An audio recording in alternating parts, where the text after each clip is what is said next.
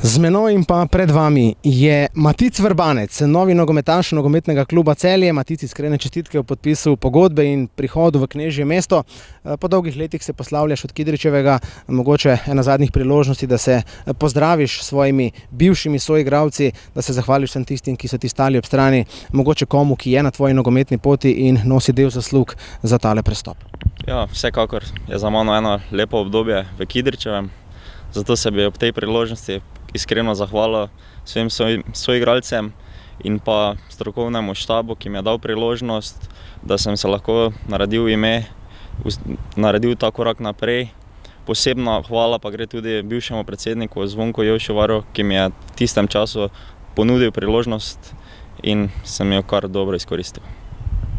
Novo poglavje v tvoji nogometni karieri, preden list Aluminija zamenjava in obrneva na rumeno modro stran. Kako težak, kako zahteva nasprotnik je nogometni klub Celje?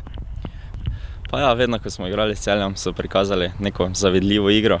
Vidi se, da gojijo napadalen nogomet od noge do noge in mislim, da so kar dober tekmec vsem ekipam. Vem, Matic, da je bilo v vrsti za tvoj podpis kar nekaj klubov. Kaj je bilo tisto, kar te je prepričalo v prihod v Celje? Kaj je bilo tisto, kar te je prepričalo v to, da si podpisal obljubil zvestobo rumeno-modrim? Vemo, da se Celje vsako leto bori za evropska tekmovanja. Letos jim gre odlično. Z 55 točkami so trenutno celo na drugem mestu in so v igre za najboljša mesta in mislim, da je bil to glavni razlog, da se pridružim Celju in tako kvalitetne ekipe.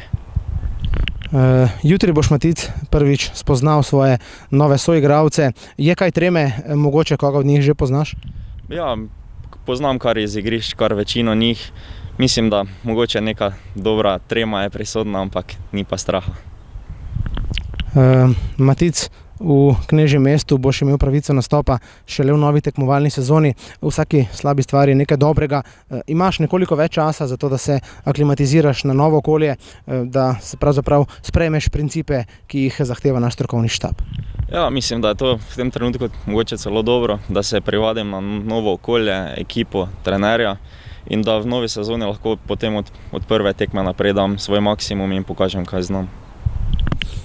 Potem, ko Matic Vrbanec velik delež prispeva tudi k svoji obrambi, je eden najboljših v Prvi ligi Telekom Slovenije tudi v igri proti naprej, tako da se Matic verjetno najbolj smeji celjskemu napadu. Po Vizingerju in Lotriču imamo zdaj v svojih vrstah še tretjega asistenta lige. Ja, mislim, letos mi je uspelo kar nekaj dobrih asistenc in upam, da bom v Celju to samo še nadgradil in da bo ekipa boljša, da bom dal tisti svoj delež, da bo to tisti zadnji kamenček v tem mozaiku. Za konec še tole, Matic. V Aluminiju si nastopal številko 10, v Celju jo nosi na svojem hrbtu Jakob Novak. Izbral si 13-tico. Ima kakšen poseben pomen? Ja, mislim, meni posebno pomeni kar veliko, ampak sedaj ne bi še razkril tega. Kakorkoli, Matic, naj ti prinese srečo v Knežjem mestu. Dobrodošel v Celje. Naj bo rumeno-modra slačilnica tvoj dom. Hvala.